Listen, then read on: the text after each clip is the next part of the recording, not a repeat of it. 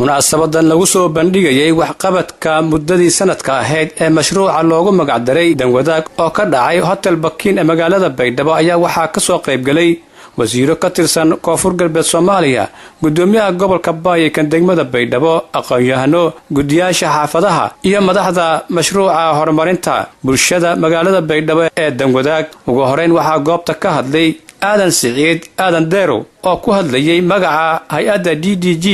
oo iyadu taageerta mashruuca danwadaag, waxaana uu sheegay in xaafadaha magaalada Baydhabo ay u dhiseen iskuulo, cisbitaalo, MCH lagu daaweeyo haweenka iyo carruurta iyo weliba ceelbiyeedyo ay markaasi u qodeen xaafadaha magaalada Baydhabo ayna dayactireen qaar ka mid ah wadooyinka magaalada Baydhabo. iskoolada la dhisi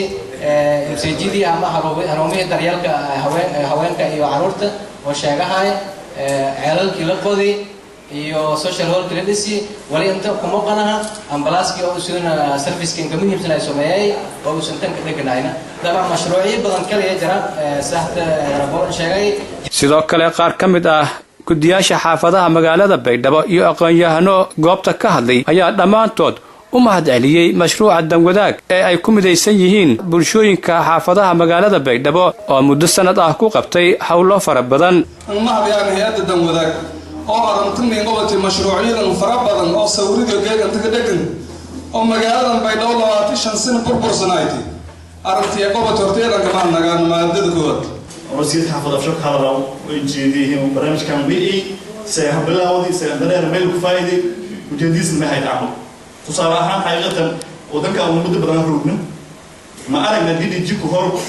انتهي إتكويت أمام البحر وأفكر تكحافظ البروجرام هل ويري تديجان كي بيدن تيجي اللي وصل مكتوب ده ملاك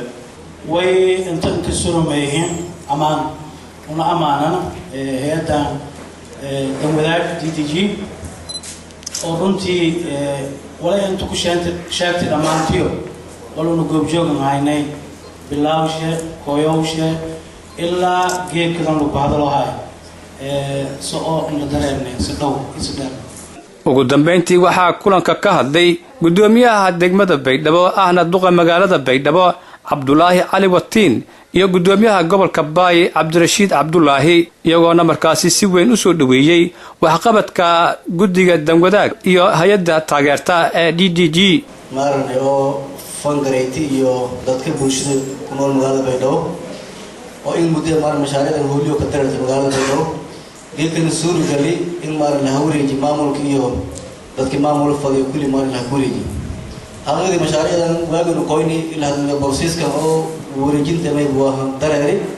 لكن جيك إلى مسؤول جري مارن هوري جمار دكي بوشي نكسر كفاية فلكفاية إن شاء الله. تاسك فورس معمول كهردقمة ما إلى رأي بوشي تيكلا وحفظة زيت كهرنسن يقودها وزارة توصل بسيا ولو طلع كعيبي وأمبارح طلع حكومة فيرين وزارة البيو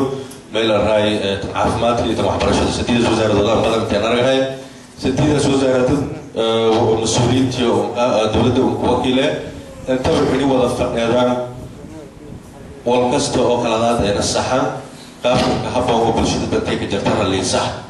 ugu dambeyntii ayaa halkaasi waxaa furiyaasha goobihii la dhisay lagu guddoonsiiyey qaar ka mid ah gudiyada xaafadaha magaalada Baydhabo. Abshir Maxamed Nuur Mandela, Royal TV,